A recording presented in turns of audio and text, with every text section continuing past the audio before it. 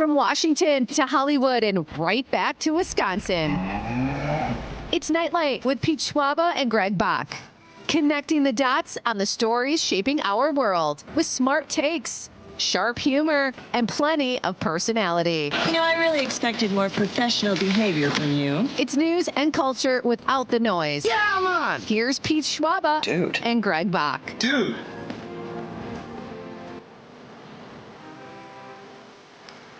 Welcome to Nightlight, ladies and gentlemen. Happy post-long weekend. We are starting our Monday as a Tuesday, and it is great. As much fun as the long weekend was, this is pretty cool, too, because it's a short week. So happy Tuesday, everybody, wherever you're joining us from, around the state of Wisconsin or parts beyond. It is great to have you here at Nightlight with Pete Schwaba and Greg Bach. We are coming to you live on the Civic Media Network on this Tuesday, where we have so much to talk about, Greg. I can't even believe it. Greg Bach, ladies and gentlemen. Hi, everybody. It's me, Greg Bach, coming to you from Radio Park in Racine. I was half expecting you not to be here tonight, Greg, because your stand-up gig How do you half expect something? So well on Friday, you said, "So long, suckers. I'm off to the big time." But apparently that didn't happen. That rarely happens. That never happens, actually. Well, how did the gig go? It only happens when you have 3 million followers on social media, put out videos all the time, go do shows all the time, and I don't do any of those things. So yeah, no, I'm here. Hello. It was a good show. It was a good weekend. It was fun. It was, Chastity Washington is the absolute best. She's one of the funniest comedians. She's the funniest comedian in Milwaukee. She's one of the funniest in the Midwest. And this is just a note for Chicago. She doesn't belong to you. You guys always claim her like Chicago's own. No, she's from Milwaukee. She's from Wisconsin. She's ours. Just knock it off. But it was a really fun time. It was my first time actually being at the Tap, the Laughing Tap, since they reopened the doors. Yeah. And so that was very interesting. But on Friday, we got done with the show, and before everything was shut down, I was out the door in my car driving up to Milwaukee, and I got there at 7:34, and I walked in, and everyone was like, "Hello," I told them I was going to be there very much at showtime, and it was just. I don't know if you've ever done this, Pete, where you get to a show and you're out of sorts and you're like, I gotta do jokes now, and you realize that, I gotta remember my jokes. And then there's a couple that I kind of slipped up on, but it was fun. We had a good time. And it was great seeing a bunch of wonderful comedians and just great to do a show. I mean, it was really, really good time. I enjoyed it a lot. It seems like you're kind of a radio big shot. You could walk in and go, I'm a few minutes late, but I've got another gig. Yeah. Do you know who I am? I don't know who's anybody nowadays. We don't know. We don't know. And you used to be a big shot with that particular club, so I would think they would. I'm sure they were cool about it, though. Oh yeah, I mean they were a little surprised that I was. I think they were expecting me to get there between 7:20 and 7:30, but when I showed up at 7:34, they were like, "Okay, you're here. Let's go." And then we want to start in 2 minutes. I'm like, perfect. Let's do it. Let's just do this right now. So, awesome. It was a fun time, and I suggest people go out and check out shows there. LaughingTap.com for more information. And when there are more comedy shows, I know I'm doing a couple of shows next month, which is interesting. It's like I'm doing stand-up. It's like I'm doing stand-up again, Pete. Dude, I went through a phase where I kind of, I did it so long ago for a living. It was fun. I toured all over, and it was great. But then I didn't want to watch it for a long time. I've kind of gotten a rebirth. Like some of the comedians that pop up on Reels, like on Instagram, are really funny. And I really like watching stand-up comedy again. So I might just surprise you and be in the audience one night. So glad it went well. Baby. How was your weekend? It was nice. I had, we just kind of hung around. It was really fun. We watched a movie called Jack Ryan Ghost Wars with John Krasinski from The Office. Got my Krasinski's mixed up. And then Jim Caviezel, the guy who played Jim. It's not the guy from Red Moon or whatever that was. Thin Red Line. No, but it was fun. I mean, the movie was not great. These movies are kind of going downhill. And it was one of those movies that was like wall-to-wall music. It's like, please stop. No. Let this thing breathe. Yeah. I know you're trying to make it more exciting, but if it's not there, it's not there. Just take a break. Plus, when you're dealing with stories that have to do with spies and espionage, there are moments when silence is important. It's okay. Right. Yeah. Absolutely. Very interesting to me. Okay, yeah, but we did the usual cookout. We launched our summer barbecue. We did the brats and the burgers. I had like 3 brats. Now I don't need to see a brat again for another year. But it was fun, and we played this neighborhood golf game we play called soccer golf with soccer balls. We had a couple tournaments. And here's what I've learned about where I live. I live in a small old Chautauqua community. It's like 50 houses on the outskirts of Christmas City, if you will. Ooh. And when you walk, there's a fair share of old people, but we walk laps very leisurely around this thing in our neighborhood. And people go, whoa, you are really going to town. Like I'm an athlete or something. Like, this is a leisurely stroll. Yeah, but Pete, you're a youngin' there. I mean, you are a guy who like, oh my gosh, you got your original knees. My goodness, what a brag! What a brag! What's that whippersnapper think he's doing? What's he trying to prove? Slow down! You're going 4 miles an hour, boy. Come on! I know. And it's hard to get exercise anyway because you see people, especially when the weather gets nice. You stop at every other house, and it's like a 5-10 minute conversation. But it was really nice weekend. But also good to be back in the air. Dom, what are you looking at? How was your weekend, buddy? It was really good. And the reason why it was so good was I also watched a movie in theaters, The Obsession. The Obsession was such a good movie. It was great. I'm envious. That is supposed to be outstanding. I cannot wait to see that movie. One of my it was the best horror movie I've ever watched in theaters, ever, to date. It was so good. So good. Cool. That is a serious endorsement. Greg doesn't like to hear Greg says that. the same, yeah. I mean, I'm not going to say it. Like, I'm a scaredy cat. He's already Big scared. Old scaredy. I'm a scaredy cat. It's like, no, thank you. No, thank you. Oh, that's awesome. Did you go down to Chicago for your long weekend where Chastity Washington is not a resident, by the way? Just to reiterate what Greg said. Exactly. I did, yes. I did. Just saw the family for a couple days, but then I had to go back like the morning of Sunday, so I didn't even really go on Memorial Day. But yeah, it was a nice chill weekend and saw some family. It was really nice weekend. Fantastic. Yeah. Well, that's Excellent. fantastic. Well, Fantastic. we have a great show tonight, guys. Our pal Jim Santel will be here. He is a former prosecutor. He is a former U.S. attorney for the Eastern District of Wisconsin, and he hosts Amicus Law Review. Am I getting that right, Greg? I'm going Amicus Law Review every Saturday from 9 a.m. to 11 a.m. here on Civic Media. Civic Media. And Jim is knowledgeable, and he is a good guy, and I cannot wait to talk to him at 5:35. We've got a few questions for Jim as we do, and you've known Jim longer than I have, Greg. I would say you guys are pals even. We're pals. We're buddies. We've hung out. We've hung out socially, which is very fun because someday I'll tell you the story of Jim Santel and pretzel bites. It is one of the most heartwarming, beautiful stories of a man who is so accomplished discovering a snack for the first time. And so no, it's great. Jim is great because he can talk about the law, he can talk about art, he can talk about drama. He just is just a good human being, and I'm always very happy to have him around to break down these huge stories coming out of the world of law. And there's always stories coming out of the world of law, whether we're talking about just basic decisions from judges to all the way to the Supreme Court. He's here for us, and we appreciate it. And don't you love, like what you told me before the show, Jim does a lot of pro bono work, mostly pro bono work.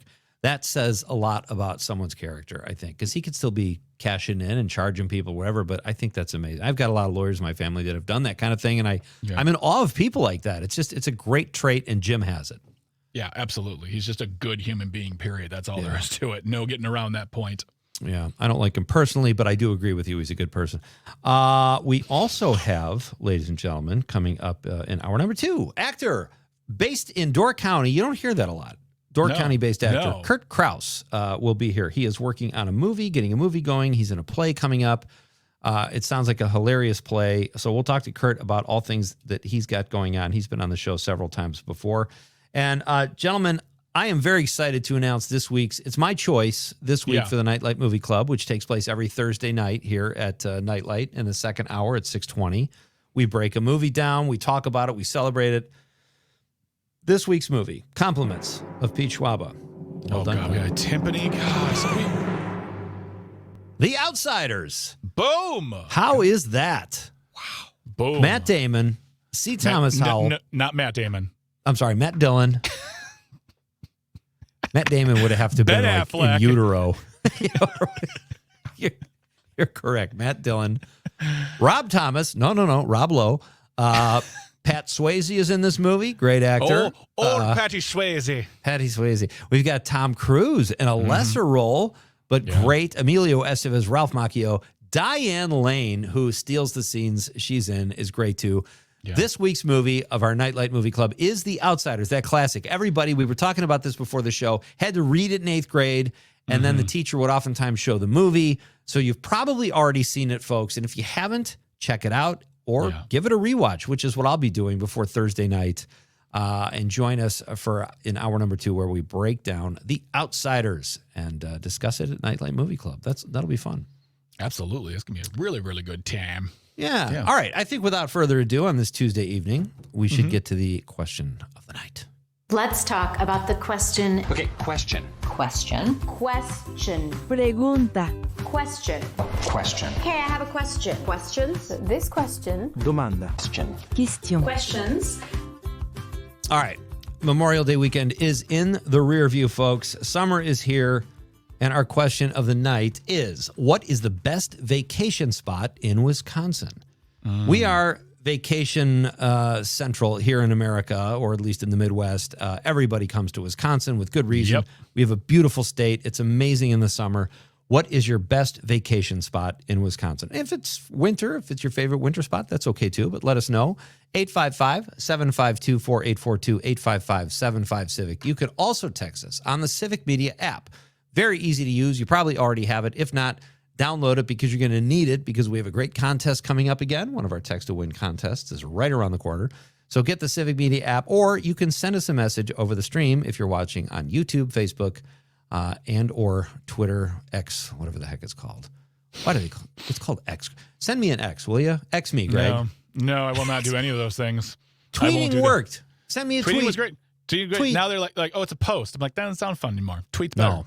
And it's still Twitter to me. Me too. And tweeting, apparently, it's just not manly enough. So they had X. So stupid. I'm Xing out. I'm going to just X a lot today. I'll be Xing most of the day. Today's legs day and X day. All right. Be part of the show, folks. Let us know what your favorite or best vacation spot is in Wisconsin. And we will share ours in the second hour as well. As I mentioned, Jim Santel coming up after the news at 5:35. Greg, I'm just going to give you a minute here to go crazy for your Brewers, bud. We had Mike Clemens wanted to come on and talk about this heroic, historic day. What happened out there?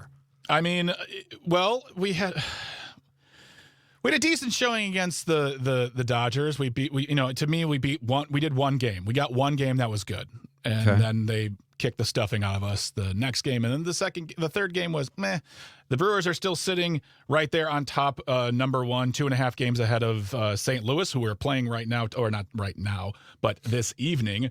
Yeah. But the Brewers, I mean, they're just setting records and busting down walls and doing it big style. It's also very weird as a Brewers fan. I'm sure you can identify with this as a Cubs fan and Dom as a White Sox fan. When your team is doing really well, you're like, oh man, they're doing great.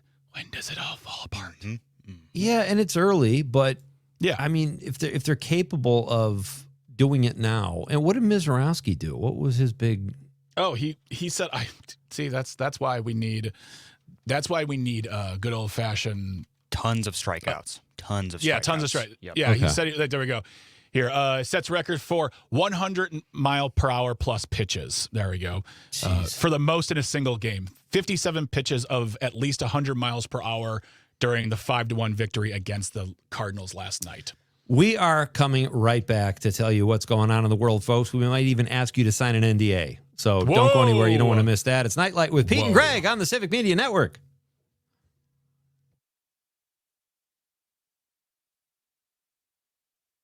So cool. But still, it was just an amazing rockin' show.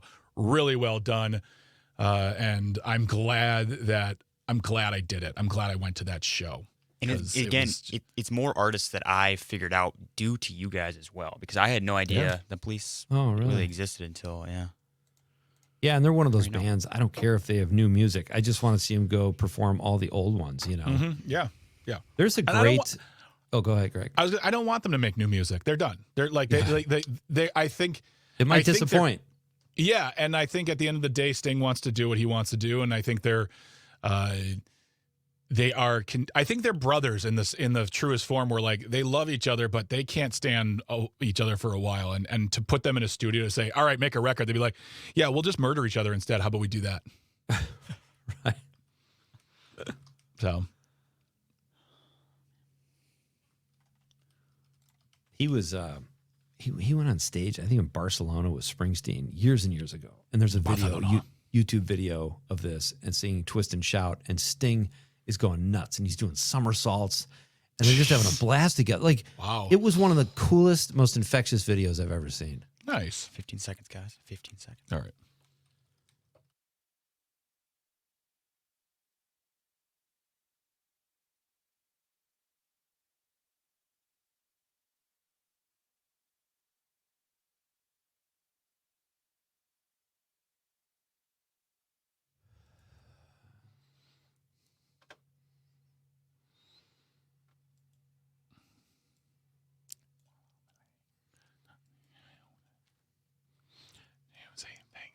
Welcome back.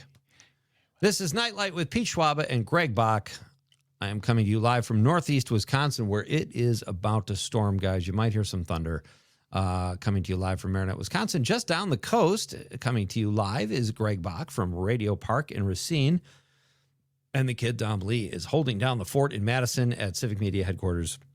We are, for those of you listening on the stream, the Yotterhay Triangle, and we are arranged as such on the stream if you're watching the show on YouTube, Facebook, or the app, or Civic Media. We're not on NBC, are we, right now? On NBC? No, NBC? I mean, Okay. unless the contract was very different when I saw it, like, I know we are not on NBC. We could do like a Colbert public access show. Maybe. Oh, Is yeah, that only in yeah. Monroe. That was really cool. Get That's Jack really White. fun. That would be pretty cool. Our He's question of the available. night is, what is your favorite Wisconsin vacation spot, or which spot do you think is the best? We are the state of summer. Mm-hmm. It's amazing to be in Wisconsin in the summer, so let us know what your favorite spot is to vacation in, and be part of the show. We'll read your texts, most likely in hour two. Greg, we've got some things happening in the world, and it seems like every time I turn around, there is a certain president that is insulating himself from prosecution, bad words, whatever it is. Oh yeah, I mean whether or not, like, you know, he going to walk out of the office with a blanket pardon for he and his family and anybody who came into the White House during his time in office, to now what we're seeing here, according to Yahoo News, they're reporting, this is from the Washington Post actually, Trump administration proposed NDA for all federal workers because they believe that there are leaks coming out of the federal government that are leading to stories in the paper. And so they want to, they are entertaining the idea of making all federal employees sign NDAs, which to me just says you're just doing stuff wrong you don't want anyone to talk about. And this story does a really good job of breaking down the fact that these NDAs would really stand in the way of First Amendment rights. They would stand in the way of whistleblowing. They would stand in the way from anybody actually, you know, reporting any wrongdoing, which that's not how it's supposed to work in government. It's supposed to, you know, there's something going on. Yeah, you should tell people. We should tell people. It was hard enough signing an NDA to do this show with you guys, but I've honored it so. And I have not ratted. Nobody's, you know, you guys, your secrets are safe with me. But yeah, it's kind of like, don't investigate me. The IRS can't come after me. And now you can't talk. So what is the purpose? So much for open government. And I'm not saying everybody, you know, if there are state secrets or there's an attack, whatever. Okay. But we've always figured that out before. Are these really necessary? Well, no, I mean, I personally believe, like, if you work for the government in a very sensitive section, whether you're talking about the Pentagon or you're talking about the White House, yes, there are certain things that you cannot talk about for fear of being arrested for treason or for, you know, that's understandable. But like in this article, they use the example of, you know, there were unauthorized disclosures regarding the, what do they use? The kidnapping of former president of Venezuela, Nicolas Maduro, and that these stories made their way into the New York Times. But the executive editor himself said, we didn't have that information. We didn't delay the story. We didn't do any, don't use us as an example to push your NDA narrative, because all you're trying to do is keep people from telling on you because you continue to be the most corrupt presidency in the history of America. Yeah, they just want to do whatever they want, and they don't want any repercussions. So, I mean, it's not like they listen to the courts anyways when something happens. Right. That was a weird thing, too. They said agencies can decide whether to adopt the NDA according to the draft. So it's what, optional? I don't, it's like such a mixed message. It's like the Iran war. I can't figure out what's going on from a day-to-day basis, you know? My goodness gracious. Yeah, exactly. Here's a story that I love this. And again, it's like Pope Leo kind of being a thorn in the well, not the president necessarily, because Trump hasn't come out but in billionaire sides, I'll say, because in Politico, Pope Leo said that artificial intelligence could exacerbate inequality, deepen social fragmentation, and weaken moral responsibility unless it is constrained. He's not alone there. I do like that he's speaking out on this, because although, as Trump mentioned, he's weak on crime, whatever that meant a couple weeks ago. Yeah, totally. He's being strong on AI. And listen, we were joking around the other day in our house with the kids. My son was asking crazy questions to AI, and this girl's voice in AI was coming. It was really creepy. And he was saying weird things, and she was going, okay, yeah, see, here's what I think you should. It is so creepy. And I thought AI was going to kill us all that night. Like, that's how creepy it already is. So there have to be regulations, not just because I'm freaked out, but in general. I mean, we don't want a Terminator situation here. I bring everything back to movies. But I know former President Barack Obama is working on figuring out regulations for AI too, because he sees the importance in it. I don't feel like billionaires should have free reign with this and do whatever they want, because frankly, we're in a lot of trouble, I think, if that's the case. I just think it makes sense that in the day and age of this kind of technological advances, and I'm not against AI, I'm not like saying AI is the worst.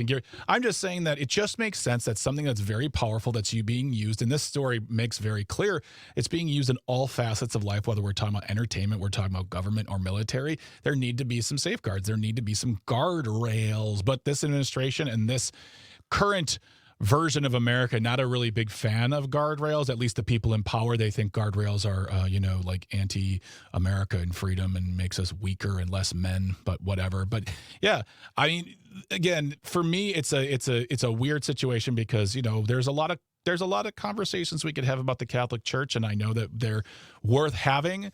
Not at this moment because we have a show to do, but I do like to see this Pope and the Pope and his predecessor, Pope Francis, really taking up these topics and really speaking out, even though, Pope Leo is soft on crime. So soft on crime. I don't know what he hasn't done one thing about gang violence. So yeah, it's interesting, but he sent out a letter. He's a voice and he's an influence. So I say, go for it. We do need this. We need some regulations before it's too late. Cause frankly, politicians, if things go too far, you can't reel it back. And that's what I think Pope Leo is saying. So, all right. We are going to break for the news, ladies and gentlemen. Our question of the night: what is the best vacation spot in Wisconsin? Summer is here. Let's celebrate it, and let's celebrate our state with this fun question. Be part of the show. When we come back, Jim Santel is here, folks. You've heard him here on Civic Media. Amicus, a law review. That's Jim, and he's here next. It's Pete and Greg and Nightlight.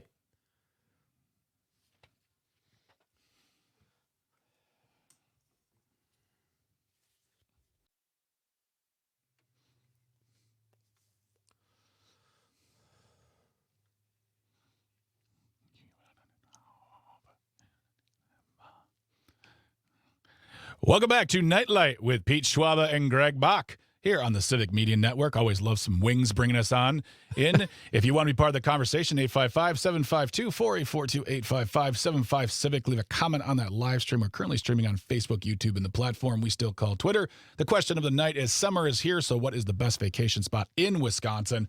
Let us know here on the text line. Give us a call, the live stream, or via the Civic Media app. It's very easy to download. You can call, you can text, you can listen live. It's a great way to stay in touch at all points. Do not forget, in the second hour, we'll be talking to Kurt Krause, who is a Door County native, film producer, actor, talking about all the things he's into right now, including a movie he's making as well as a play, but that's coming up in the second hour. But right now, let us welcome to the stage our first guest of the evening. He is the host of Amicus, a law review, which is on every Saturday from 9 a.m. to 11 a.m. here on the Civic Media Network. He's also a former U.S. attorney. He is Jim Santel, and we are so excited to have him on the show this evening. Good afternoon/evening, Jim. How are you today? Equally excited to be with you, gentlemen. Once again, lots and lots of things to talk about, including some surprises out there, right? Rule of law stuff and legislative action. So delighted to be with you. Isn't it weird when the rule of law seems to work the way it's supposed to? Yes. Let's kick things off, though, with a decision coming from the Supreme Court regarding the death penalty. Mm-hmm. Absolutely. So this is a fellow named Joseph Clifton Smith. He's an Alabama man. He was sentenced to to execution, to death by Alabama after murdering a man. Heinous, heinous event, horrific event that prompts all this. He is sentenced to the death penalty, and as your listeners certainly know, Supreme Court said a long, long time ago that under the Eighth Amendment, which prohibits cruel and unusual punishment, it is not necessarily a violation of the Constitution to impose the death penalty. Some states say yes, some states say no. Alabama is one of those that's gone ahead and say, yes, we're going to make that available, if you will, to judges and to juries, but you have to do it according to rules, the Supreme Court said. Another case called Atkins versus Virginia says you can't administer the death penalty if, in fact, the person, the defendant, the convict, does not have the mental capacity, the intellectual ability to appreciate what's going on, to basically understand the events and circumstances surrounding this, probably the nature of his or her conduct, and also the penalty and the nature of that. And so the question's always been, okay, under what circumstances can you execute someone of limited intellectual capabilities? In this particular case, once again, Mr. Smith falls kind of in that category. Alabama says if you've got an IQ of 70 or more, you are intellectually capable of understanding this. If you're somewhere around that or less than that, you are not. Here, Mr. Smith scores 72 to 78 over a period of years. And the question is, with a margin of error, is that in the category where the Supreme Court would say, yes, indeed, he suffers from sufficient intellectual incapacities such that imposing the death penalty on him would be unconstitutional? And lower courts, the Alabama court has said, nope, we're going to go ahead. He's just above our line, which is 70. A lower federal court came in and said, no. Given the lack of clarity on this, that you're in this ballpark once again, and some other testing that also indicated that he does not have the intellectual capacity to appreciate what's going on, lower federal court says, no, we're suspending this. Alabama takes it up to the Supreme Court. Supreme Court says, we can't decide. And they do something. Here's your Latin, here's your law stuff for the day. They basically say that the review action was improvidently granted, which means we made a mistake. We looked at the file here and there's not sufficient detail in it. We don't have enough details and facts to render a decision and to give clear direction, not just to Alabama, but to other states on this intellectual capacity issue. And for that reason, we're not deciding. We're dismissing the case here, goes back down to the lower courts, presumably for some resentencing. And in the meantime, there is plainly Mr. Smith gets a reprieve just because, again, the lower federal court said no death penalty imposed here. But again, it underscores not only the process before our Supreme Court, but also that death penalty issues continue to loom large before the highest court, and Eighth Amendment is still an active part of what we think about in America. Whew. Wow. Well said. That's a lot. That's a lot. Every time I thought I got to follow up with Jim about this, you answered it. So thank you for that. And very well done. Jim, it just came out today that I'm going to jump out here for a second from the death penalty and just Trump has proposed NDAs for all federal workers. Is this legal, constitutional, American? It actually seems like it's so controversial. Like Greg and I were talking before, it might actually encourage whistleblowing because you're clamping down so hard. What do you make of this? Who knows what the unintended consequence may be? Again, I think about two categories. I was in both of them. As a civil servant, again, I do not give up my First Amendment rights to speak out, to whistleblow. And if someone had come to me during the 30 years that I was assistant U.S. attorney, some other spots, and said, here, as a condition of your civil service employment, not connected to politics, not connected to things that you may or may not say, I would refuse to sign that. And I think the courts would support me on that. That's civil servants. Political appointees. I was a U.S. attorney. Marshals are that, plainly many others in the federal government. There, in fact, if the president as a presidential appointee, president wants to pick up the phone and fire me based upon something that I have said, that is his or one day her prerogative. But we're talking really about all those civil servants out there. And so to answer your question, Pete, I would certainly anticipate that a federal judge looking at this saying, no, that is not a proper condition for a civil servant. They do retain First Amendment rights. They do retain whistleblower rights. There are federal statutes that give them that authority, even that obligation to come forward if, in fact, they see fraud and waste and abuse. It happens all the time. It is not consistent with our understanding of how government works. And again, I would look forward to someone challenging this if he's serious about going ahead with this. If someone doesn't get to him and say, Mr. President, another bad idea. But if he does go ahead with it, anticipate this being in the courts for at least some period of time before a judge says, no, I'm stopping that too. And I just wanted to make a point really quick too, is I don't know how you would enforce an NDA on 2.7 million federal employees, which is where we're at right now. We probably had more pre-Doge, but I just think it just seems like an absolutely ridiculous thing to say. Well, we'll have them all sign NDAs. Well, okay, we'll see you in court. See you in court. Exactly. And the point of again, your good observation, Greg, is just this.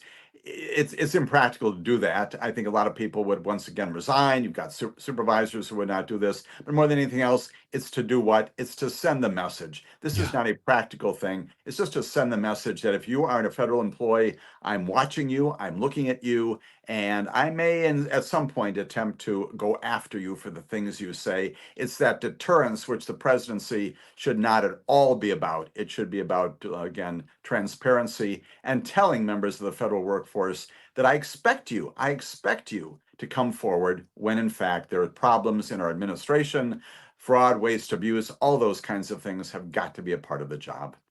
Yeah. To report on it, that is. Yeah. Right. Absolutely. If you are just joining us right now, we are talking to former U.S. Attorney and current host of Amicus, a law review, Jim Santel. He is our guest this evening. We're talking about all the biggest stories coming out of the world of law. And we have a couple minutes left in this segment, but let's get to what you listed as two big victories coming out of the courts, victories for Democrats, that is. Do you want to talk more about that?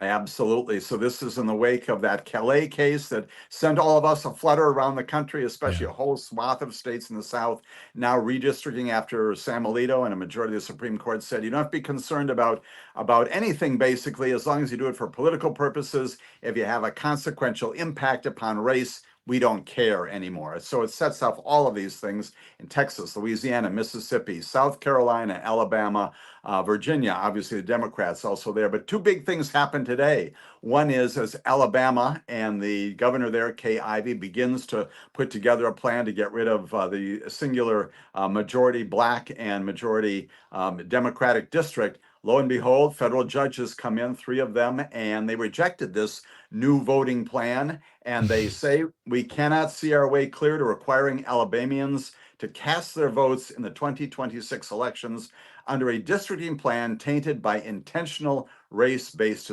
discrimination. And so, again, certainly it's going to be appealed to the appeals court, but a big news coming out of the federal court in Alabama saying, nope, you can't go ahead with what the legislature, what the governor wanted to do there. That is huge. That is certainly a setback for what everybody thought would be just the natural rolling forward here. And South Carolina, you got a legislative problem there. South Carolina also wants to get rid of the singular majority Black district there. And there you've got the legislature that comes forward and says, we don't have enough time. And failing to pass a motion, here's the nitty gritty of it, to stop debate, and signals that the early voting that's already underway there was no longer enough to provide support for the Republicans, and therefore punting votes down the road after the June 9th primary. Once again, there in South Carolina, this plan for a new midterm map, not only suspended for a while, but certainly defying the president in terms of what he wants. So a judicial decision, a legislative decision, 2 different states. As we were talking just before we began today, we all predict that we're going to be going down this road and having all this wild redistricting. And lo and behold, things happen, right? The world turns on its axis, and what you anticipated here, once again, from some judges and from some legislators, defying the president in South Carolina and saying we can't go ahead. We are simply out of time. And he will not be happy about that, or, of course, about Alabama. We'll see what happens next in other states as well. Roll Tide. That's what I say. That's impressive. Jim, how many states, there's been pushback in 3 states now so far. How many states do you know, or maybe you don't, would it take to push back where this won't affect midterms, if that makes any sense? Right. It just, the calculation, I do not keep a running tab on this, although I think people do. You've got to factor in not only what happened in Virginia, which is those 4 Democratic seats were overturned by the Virginia Supreme Court there. So that's in the opposite direction.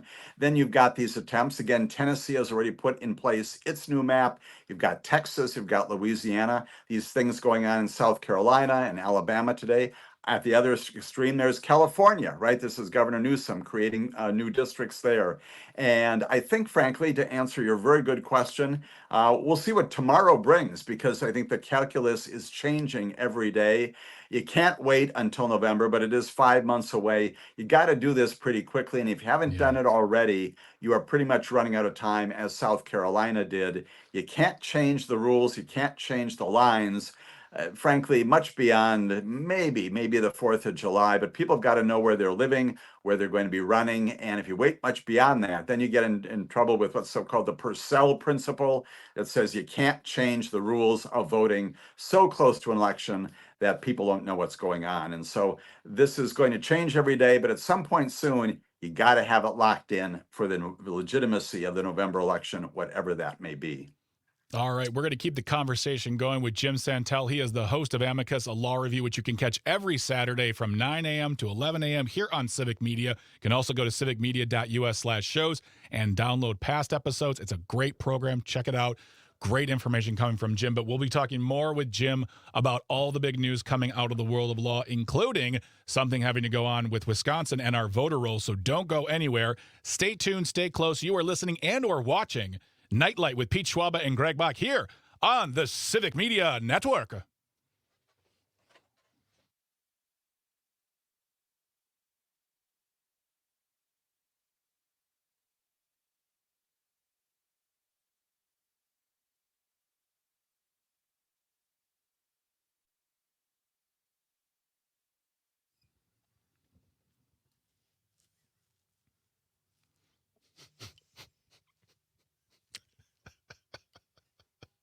Sam's got some new tunes.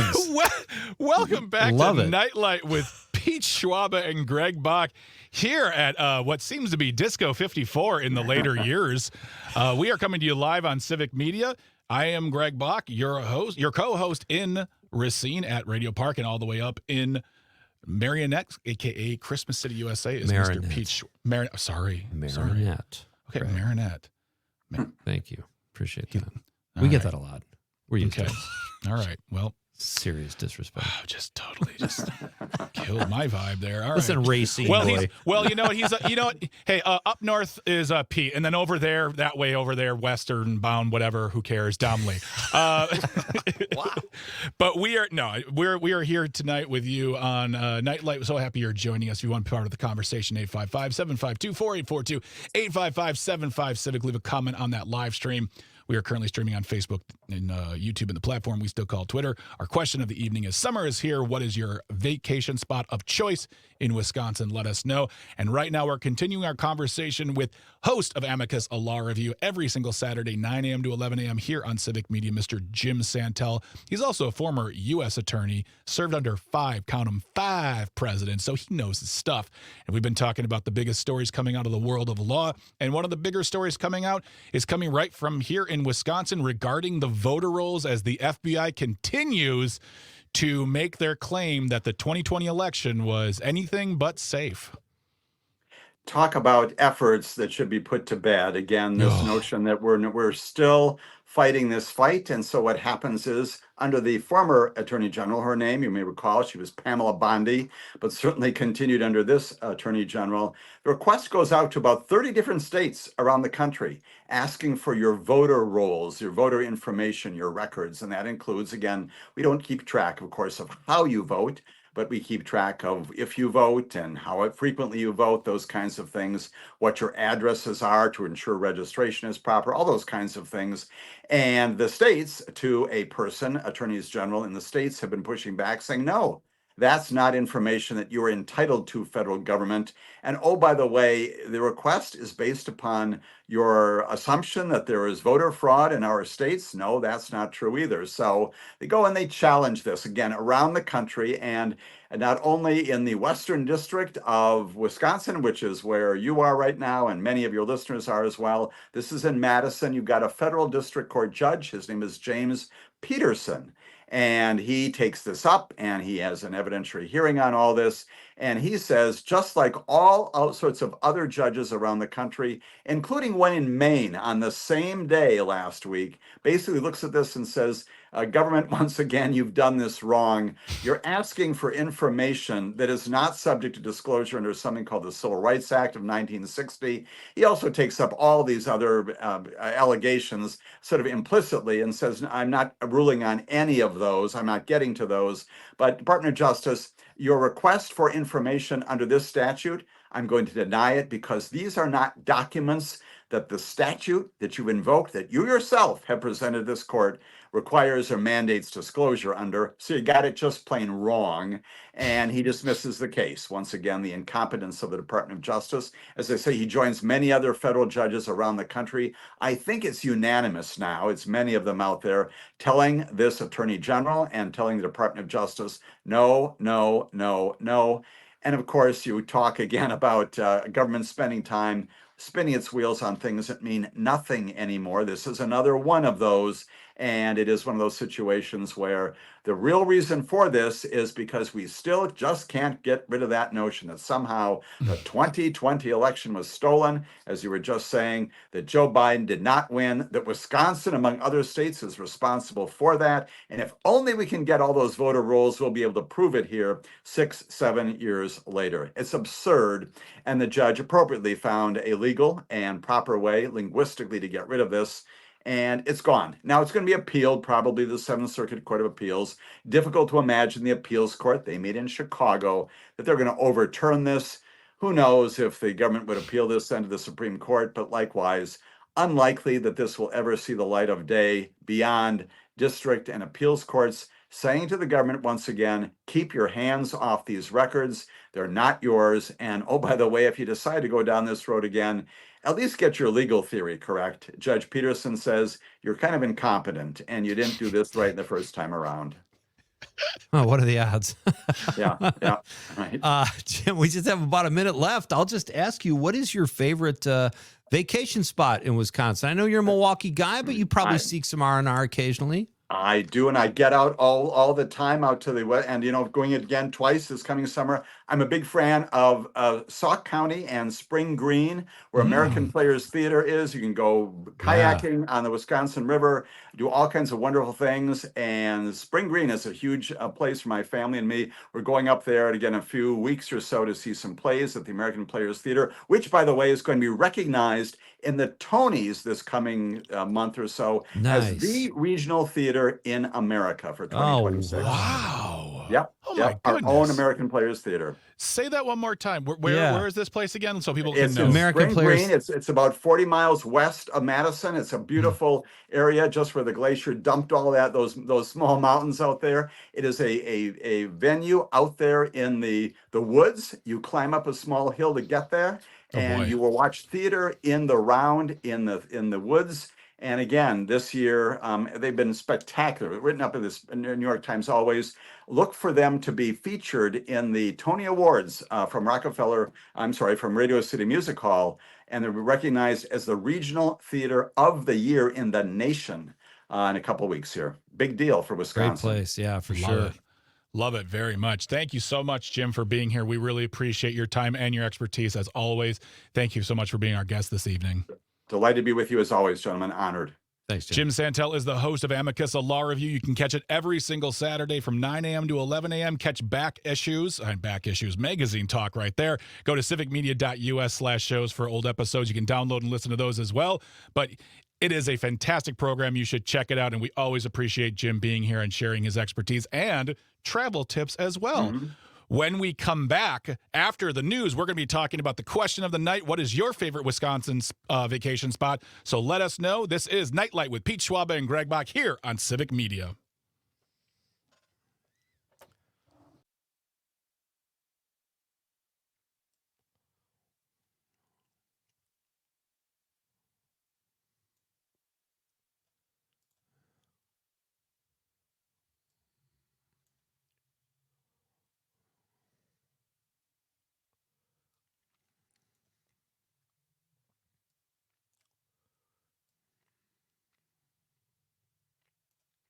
Welcome back to Nightlight with Pete Schwaba and Greg Bach here on the Civic Media Network. You can always get in touch with us. You can always call or text. The number is the same, 855-752-4842, 855-75-CIVIC. Leave a comment on that live stream. We are currently streaming on Facebook, YouTube, and the platform we still call Twitter. Still ahead, a great conversation with Kurt Krause. He is a Door County native. He is a film producer, an actor. He'll be talking about movies, his play, all sorts of great stuff. That's coming up in just a little bit. And then, of course, we close everything out with the Nightcap, where we take to the live stream and to the text line, hear your thoughts on tonight's question, as well as talk about what we have learned on tonight's program. So don't go anywhere. We're having some great fun here.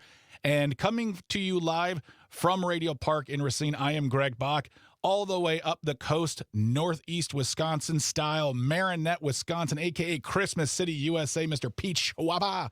And then in Madison at HQ, Mr. Dom Lee.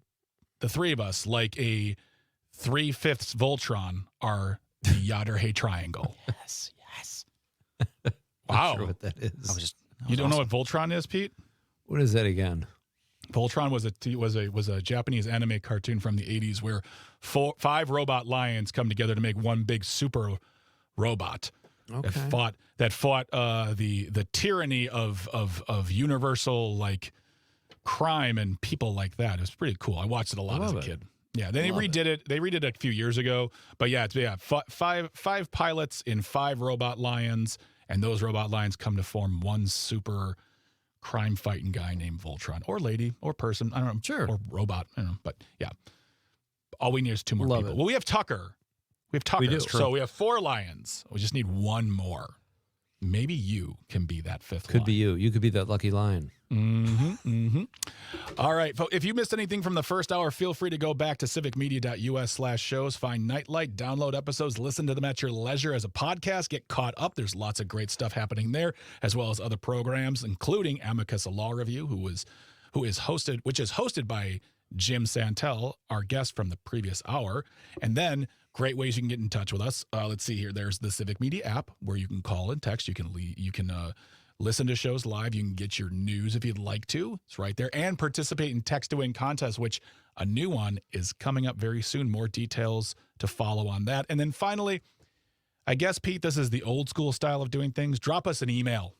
Sure. Nightlight, NITELITE at civicmedia.us. Send us an email. Let us know your thoughts on the show, guests, topics. We read them. We appreciate them. We love the fact that you're a part of the conversation as well. So those are great ways to stay in touch with us. But without further ado, let's restate the question of the night and get to your thoughts on it. Please play the music.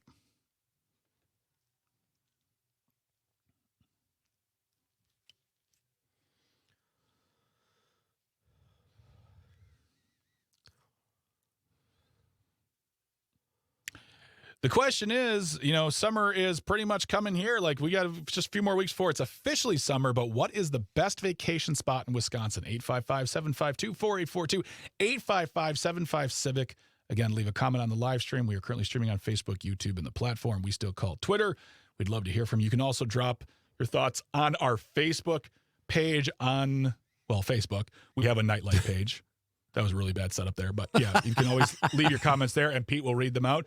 But really quick, here's a question I have.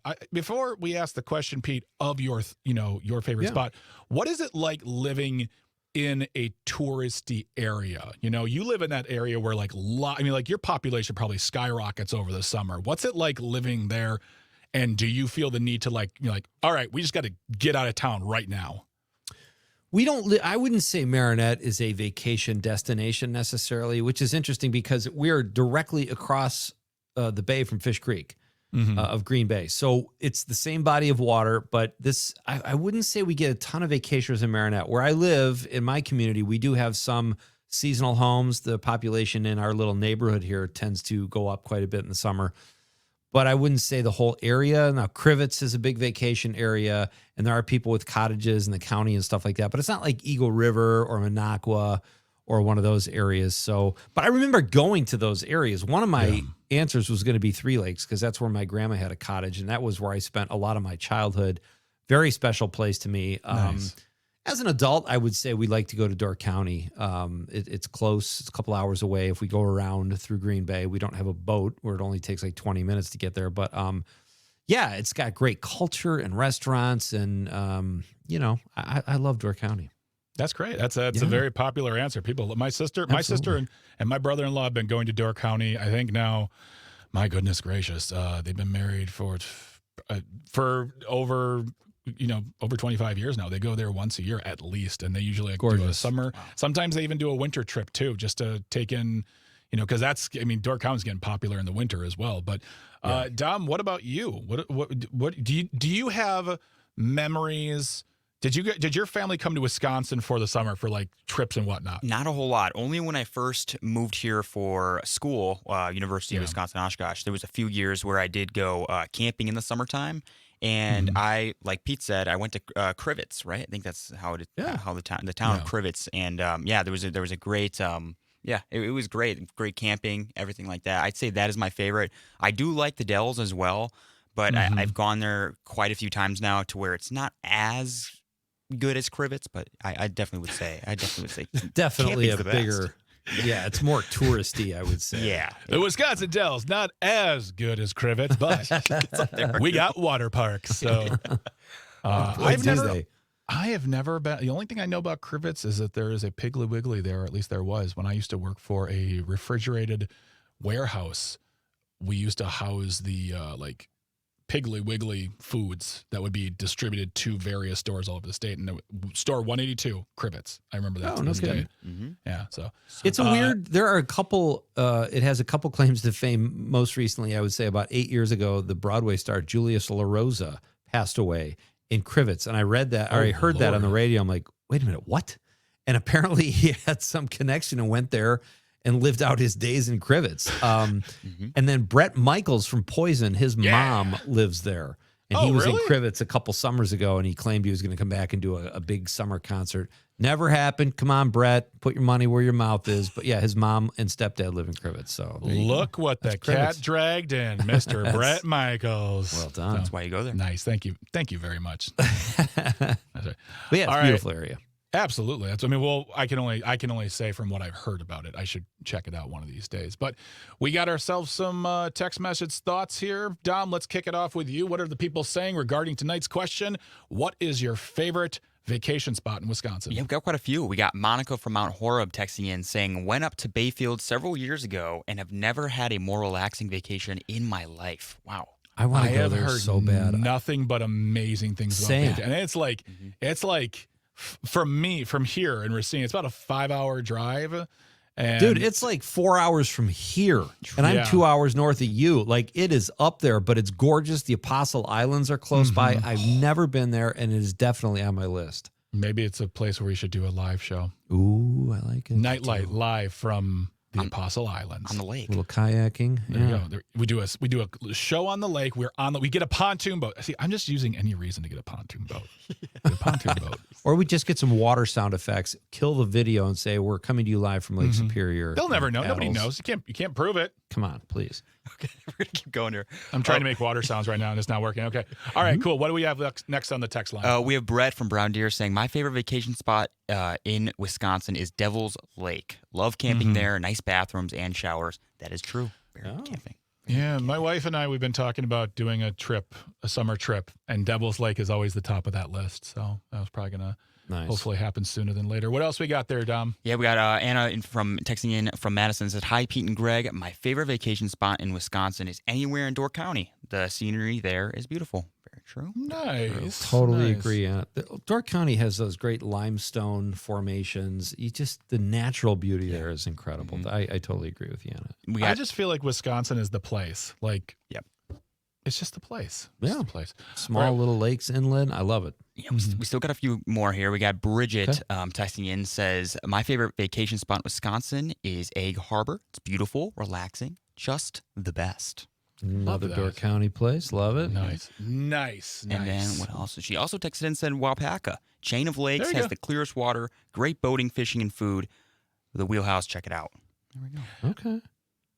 It's not a destination to get away to, but if you're ever in Milwaukee, and you want a moment. This isn't Door County. This isn't Devil's Lake or Wisconsin Dells. You're not going to do an overnight here, but there's a place called Atwood Park. It is like when you go there, it's like you are on a island in the Caribbean. The water is gorgeous. The everything about that feels like you are nowhere in Wisconsin. If you're ever in Milwaukee, Atwood Park along the lakefront on Lake Drive is a great place to stop for like an hour or two on a nice day. Just take a look. When she said clear water, that's the first thing I thought about was Atwood Park. So if you're ever around that area, that's my recommendation. Nice to know. Yeah. All right. We got any more, Tom? Yeah, we got one more. We got Nick from Marshall saying, my favorite vacation spot is in the Wisconsin Dells area, and I would really like to travel to Door County sometime. Very true. Well, Nick, you will get there. You'll get there. You All will in due time. absolutely get there. Save your money, Nick. Save up, as Killer Bees, the comedian, used to say.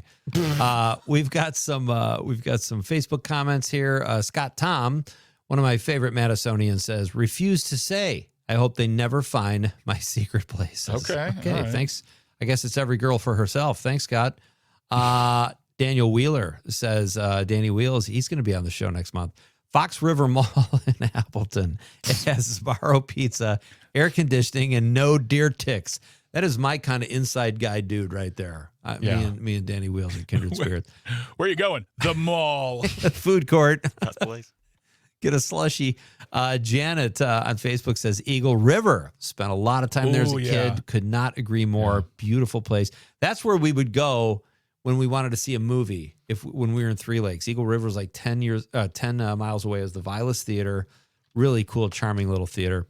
Thank you, Janet. Stacy Sue says, Sister Bay at Al Johnson's Swedish restaurant with the goats on the roof. Yeah, that is a funky place. My goodness. It's a real place. Oh, yeah, it's a place to see. Stacy Sue also says in Michigan, it would be Mackinac Island, fudge, biking, etc. I agree with you, Stacy. We did our honeymoon at the Grand Hotel. Mackinac Island is spectacular, but it's not Wisconsin. That's what I will say. But you know what? We're not going to chastise. To each their. I love when anybody's reason for going somewhere is fudge. To me, all right. Wisconsin Dells, Door County, always like, but there's fantastic fudge. Wow, great point. Now I feel bad. Sorry, Stacy Sue.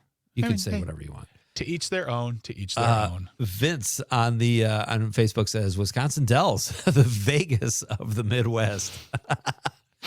Beth says on Facebook, don't be ridiculous. Three Lakes is the only place. I agree with you, Beth. I've seen Beth there. Beth is a friend of my aunt's. I love Beth. Thank you. JB, the guy behind the guy behind the guy, says best vacation spot in Wisconsin apparently is Florida. Finally, the weather is nice and people leave the state to go somewhere even warmer. I find that odd. I don't know. Okay. All right. Well, that's Layman Rob says Lake Superior, the opposite of Florida. Thank you, Layman Rob. That's Rob. That's Rob from Tigerton, baby. I love when Rob gets a hold of us. Rob, don't forget, drink your water, please. That's not a suggestion. It's an order. Drink your water, and that goes for everybody. Drink your water. I like the switcheroo, the middle of the names there. That's very. I know he does. Yeah, his name is Rob. His first last name is Layman, but he's from Tigerton. He is amazing. All right, we got to get out of here. We'll talk more about your thoughts on tonight's question. What is your favorite vacation spot here in Wisconsin? On Nightlight with Pete Schwab and Greg Bach. Coming up next, Kurt Krause talking about theater and movies here in Wisconsin.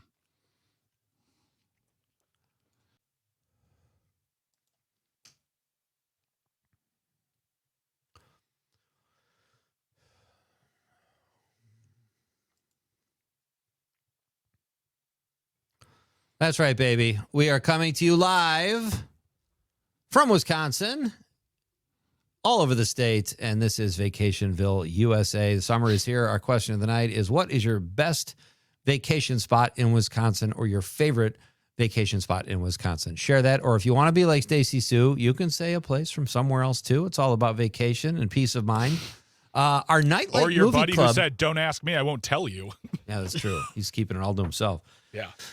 It's just him in a pup tent on a lake. That doesn't sound fun to me anyway, you know? Okay. If I could counter my pal Scott Tom. But hey, we have a Nightlight Movie Club this Thursday night, folks, in the second hour, as we do every week. We will discuss a movie, and we'd like for you to be part of it. You can chime in with texts or calls. Tell us your favorite part of The Outsiders. That is this week's movie, the classic Francis Ford Coppola movie that was adapted from the S.E. Hinton novel of the same name. We'll be discussing that on Thursday night.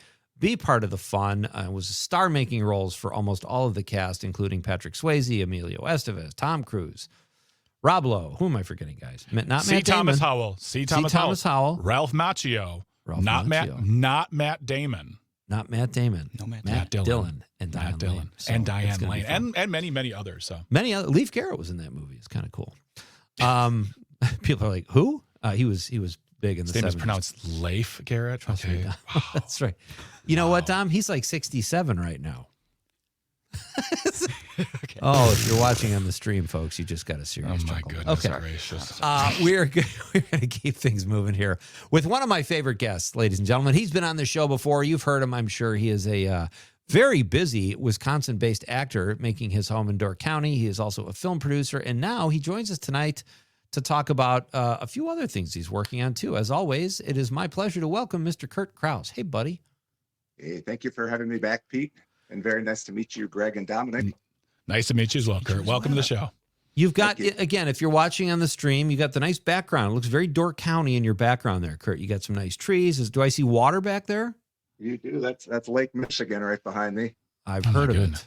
Very nice. Just doing her thing. It's gorgeous there. You have a nice home, my friend. It's great to have you here. So listen, we have a lot to cover. So let's jump into your new endeavors after the news. But for right now, tell us, kind of catch us up on what you're doing. The last time you were on the show, you talked about this degree you were going for. I've never heard of this before, a master's in talent development down in Illinois. You're an actor, you're a film producer. What is a master's in talent development? You can do a lot of things with it. And besides helping you be, I think, a better producer and kind of finding what the needs are of crew and client, I can do things with nonprofit work if I want to from here. Once I receive the degree, I can do things in developing strategy. So again, when you're, as you well know, working in indie film, so much of pre-production is putting together the money and financing for a project. And so I think putting together strategy goes a long way. So there's a lot of different areas that I'm learning, a lot of different of these courses. I could go work in education from here as well. And so when I had this opportunity come my way, it was actually with the job that came at the university, and they were looking at bringing back a position that hadn't really been around since the pandemic. So 5-6 years removed, they were looking for someone to come in and help as this assistant res hall director. And with that, develop that program and then pass it on to my successor. And they said a part of the perks is, of course, an education that comes with it. So I originally went in for the job, but the just a really nice perk of it was being able to pursue a master's degree. And this one looked the most interesting to me. That's great. Wow. I mean, that's something that I've always been interested in because, I come from the world of production as well, whether it's like mostly live shows.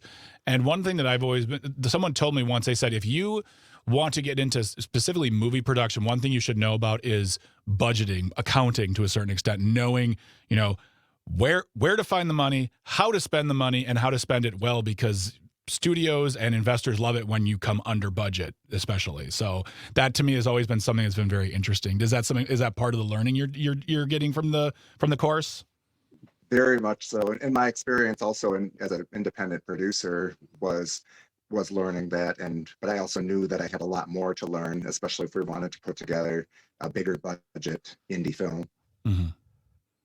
Kurt, okay, we have about a minute and a half or so before we have to break to the news, and then we'll talk about your new film project and this play that you've connected yourself to, which sounds really cool too. But tell us, you are one of the coordinators of the Door County Film Festival. What a great time! I was there in February. It was so much fun.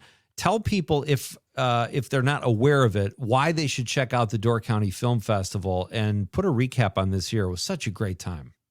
Well, thank you. And thank you so much for being a part of it this past year. I've gotten a lot of really positive feedback from this year. My check bounced, by the way, but I wasn't going to bring that up on the air, but we could discuss it afterwards. He's been talking about it nonstop. Oh my God. That's the second one this year. No. Rats.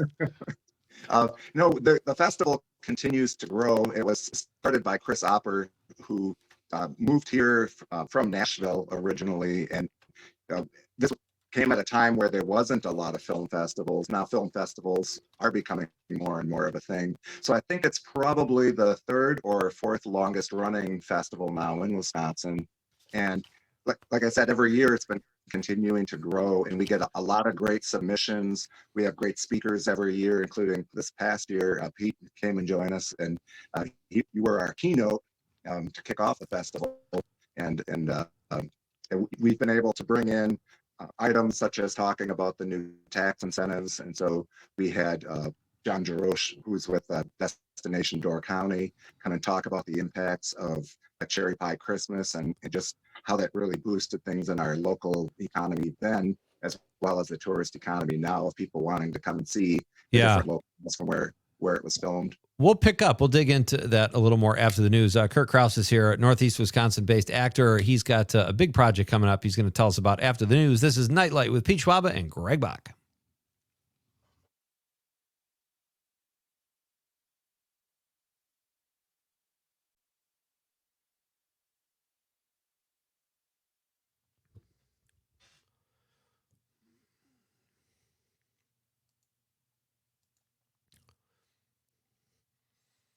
Welcome back.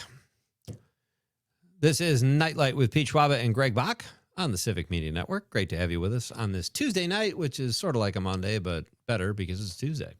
Kurt Krause is here, folks. He is our guest here in the second hour. He joins us tonight to talk about a cool thing. He's got a film project called Amphibious, but Kurt, you're also involved in a play called Moonlight and Magnolias. Talk about the connection between the play and your movie, and tell us whatever you can about the play, which is right around the corner. It starts June 3rd. Sounds like a fun time. Yeah, this was really just such a blessing for us. So Third Avenue Playworks, which is based in Sturgeon Bay, has this show, which again will be running June 3rd to the 21st, called Moonlight and Magnolias. And they reached out to us because they saw that we were in the fundraising process for Amphibious, and through this community partnership, they're offering 50% of all donations given on their what they call their Pay What You Will preview night, which will be that Wednesday. Love June that. 3rd. And then they'll continue to be promoting our film throughout the run of this show. And then we, through the 4th through the 21st, are receiving 100% of all donations that come in. So they do a different partnership with each show, and when they saw this one coming up on the playbill, Moonlight and Magnolias, because it's based on it's a comedy behind the scenes based on the film of Gone with the Wind. They thought, why not a play about making a movie correlated to the actual making of a movie? Yeah. And so yeah, this one I think folks are really going to enjoy. Moonlight and Magnolias is based on the true story of the chaotic behind the scenes of trying to make Gone with the Wind. And so anyway, in this show, they're 3 weeks into production and everything's going awry. And so the producer locks into his office, he locks up the director and screenwriter, and they says, we have to rewrite this thing in 5 days. And so it's very, very comedic. It's a play of 4 individuals on stage doing this, and yeah, folks are going to be laughing and cheering them on. And anyone who's familiar with Gone with the Wind, I was a big fan of the film growing up. I think you're going to get a lot out of it, as you know the days of Clark Gable as Rhett Butler, and of course Scarlett O'Hara, Mammy. So all these great characters, as they're trying to rewrite this show. Anyone who knows the production, I think, is going to love it. Awesome. The only thing I really know about the production, like hijinks, is the fact that at the same time they were making The Wizard of Oz, and they said, like, The Wizard of Oz had 5 directors, and one director, they're like, nope, you can't do it anymore. You got to go back to Gone with the Wind, because that's how it was back in the day of the studio system, where it wasn't Christopher Nolan executing this not winded, I'm sorry, that sounds insulting, but like a long, huge version of his take on the Odyssey or whatever. But back in those days, like, all right, Steve, you're coming off that movie. You're going to Gone with the Wind. We'll see you later. Good luck on that one. It was just absolute chaos, it seemed like. Sure thing. Yeah, the studio system of then is so different different than the studio system of now. I'd like to think we've evolved for the better. That's the voice of Kurt Krause, folks. He is our guest. He is a Northeast Wisconsin-based actor and producer, and he is here talking about a really cool operation he has worked out here between a play called Moonlight and Magnolias. And if you go see it on, what's the date? If you go see Moonlight and Magnolias, the funds go to your production. So that'll be Wednesday, June 3rd for the 7:30 show. I'm actually going to be there giving just a real short address to the audience. And then myself and some of our production team will come back then on the 12th, and we'll do kind of a talk back with the audience. And that'll be about midway through the run of the show on Moonlight and Magnolias. I love it. And I love that you've been part of a lot of short films, but this Amphibious is a much bigger, more ambitious project. It's a feature film, and you're trying to raise $300,000. Tell us about the story of Amphibious and how this came to be, and what is your connection to it, and why you're the one that wants to bring it to the big screen.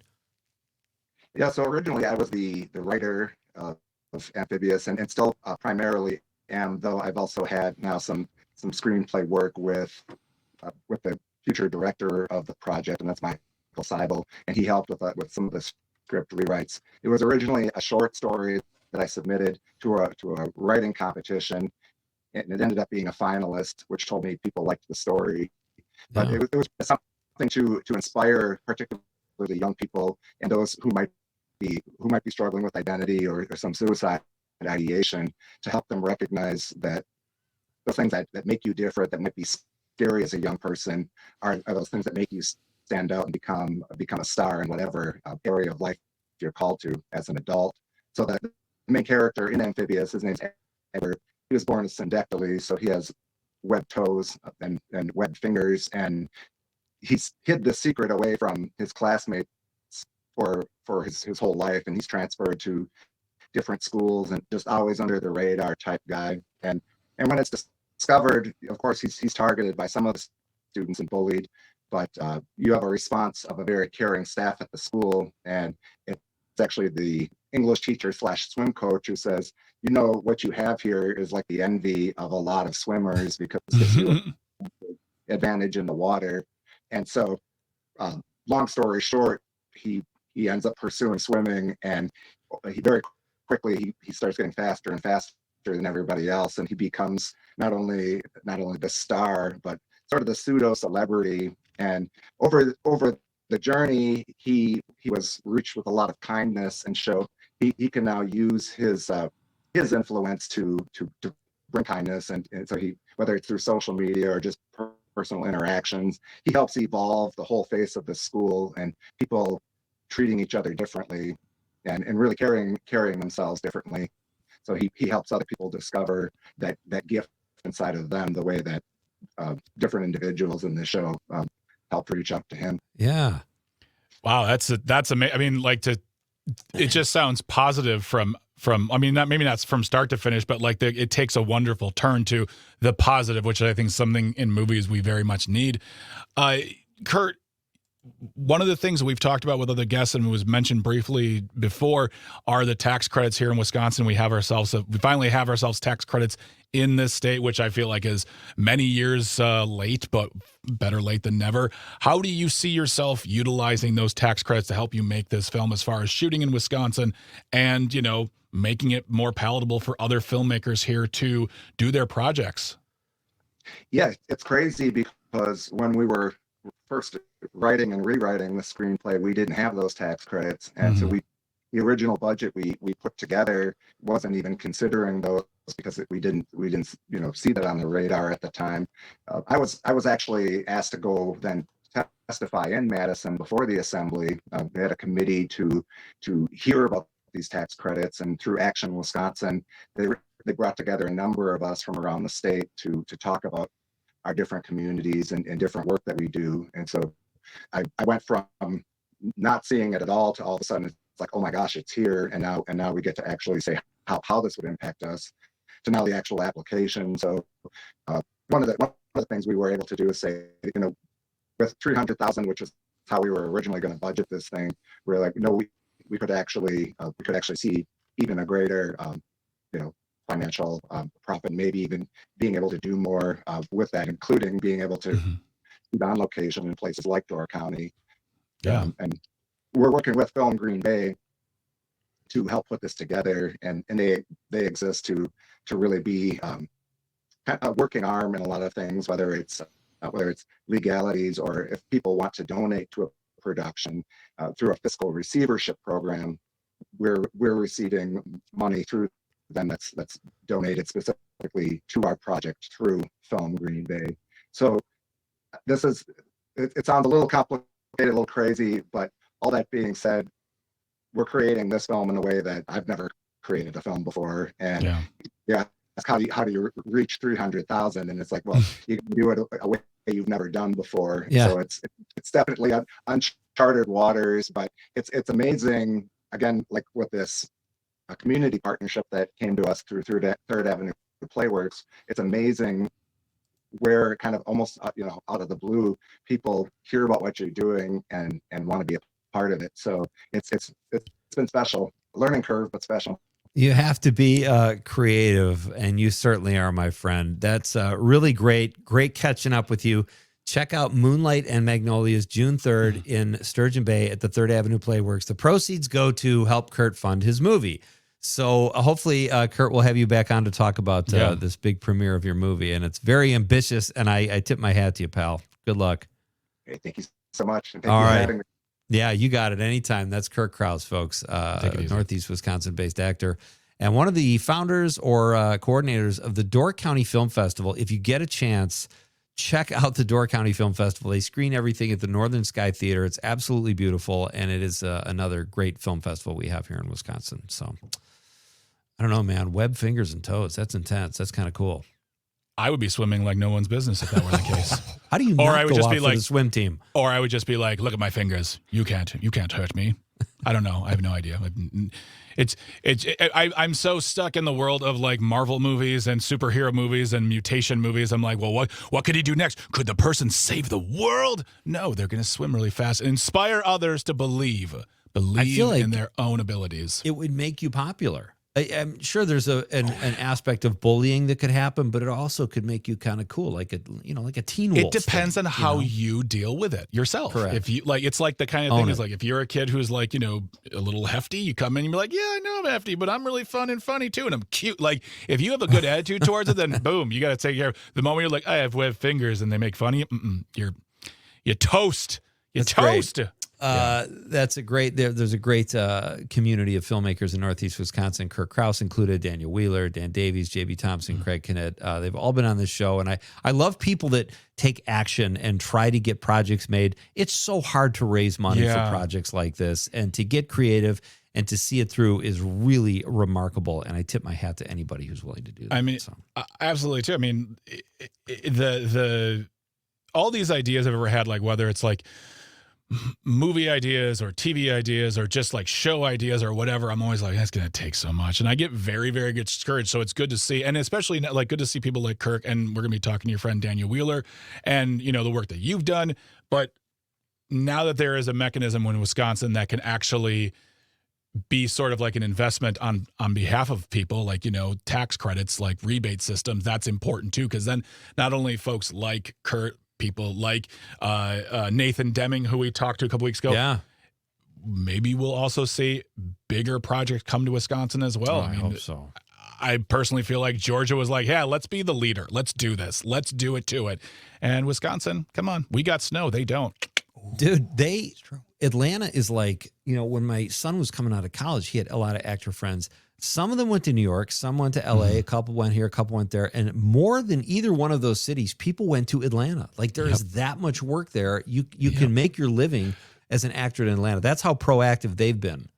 Pinewood Studios, one of the most famous studios in all the world, has made the James Bond movies. You look up Pinewood Studios in England. Yeah. They opened a second location in Atlanta because they're like, yeah, this is the place to be. So maybe, just maybe, insane. Wisconsin is next. They're sustaining it, and that's half the battle because sometimes these incentives come and go. But tip my hat to Georgia or whatever.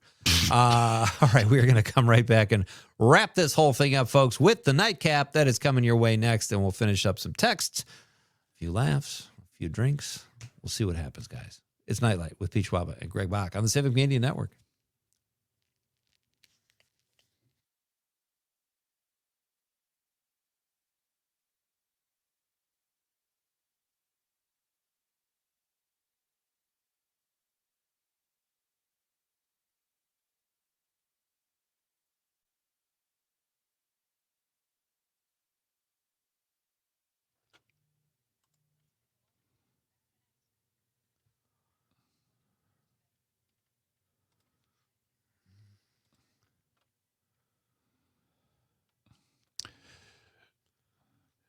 Welcome back to Nightlight with Pete Schwaba and Greg Bach here on the Civic Media Network. We can always get in touch, 855-752-4842, 855-75-CIVIC.